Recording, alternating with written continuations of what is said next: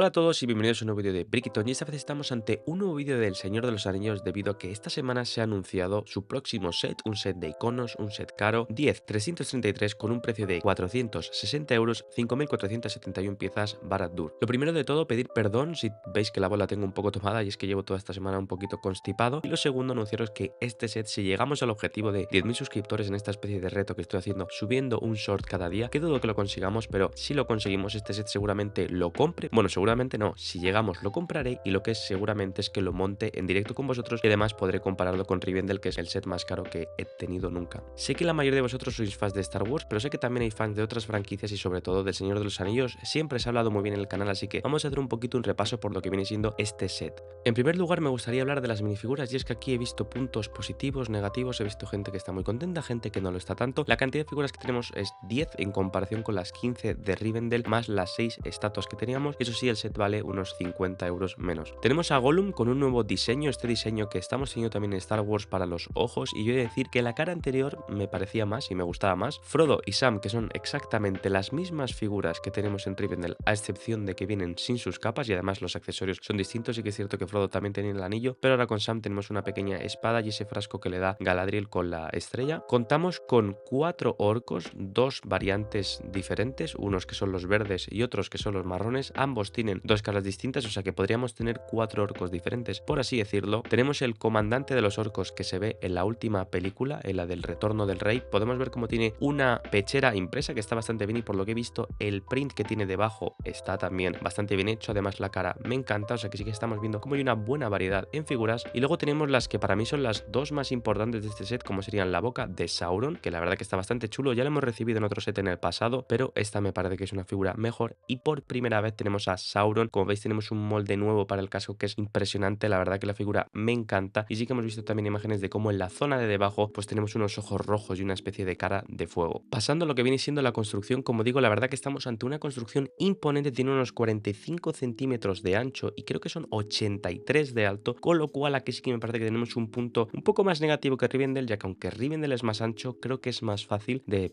colocar en tu casa algo que es un poco más ancho a algo que es tan alto, porque necesitas una balda o ponerlo en el suelo directamente, pero baldas tan altas es difícil de encontrar. Estéticamente me parece perfecta, para muchos va a ser un atrapapolvo, porque es verdad, cuando tenemos algo tan negro lo más probable es que atrape mucho polvo, pero ¿qué se le va a hacer? Es la torre de Sauron, es la torre donde tenemos el ojo, y la verdad que el diseño me parece espectacular. Sí que es cierto que a lo mejor ves la dimensión con Rivendell y bueno, podría ser más grande, pero sí que han enseñado también cómo podría ser, o bueno, cómo es modular y cómo podríamos juntar distintas secciones, aunque lo veo difícil, ya que para ello deberíamos comprar varios sets o tal vez las piezas para formar una de esas torres, pero que juntemos más de uno, aún así lo veo bastante chungo. El diseño modular la verdad que me gusta bastante. Vemos como en la zona de abajo tenemos unas puertas que se abren para poder acceder a la torre, y tenemos una especie de mazmorra. Vemos que tenemos un esqueleto, nunca se ha visto el interior de esta torre, por lo tanto aquí se han tomado pues las licencias que les hayan dejado, se han inventado un poquito lo que había, pero bueno, me encaja que aquí tengamos pues una especie de armería con escudos, con cascos y una sala de tortura con lava. O sea, la verdad que me parece bastante bien, y vemos como también hay una pequeña sala a la izquierda. El segundo piso tal vez es el que le escama un poquito más a la gente, ya que vemos como hay